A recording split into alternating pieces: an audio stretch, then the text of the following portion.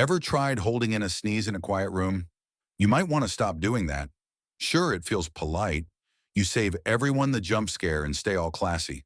But here's the thing.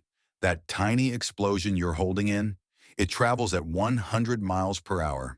And if it can't escape your nose, it finds somewhere else to go, like your brain or your throat. One man in the UK ruptured his throat just trying to hold in a sneeze.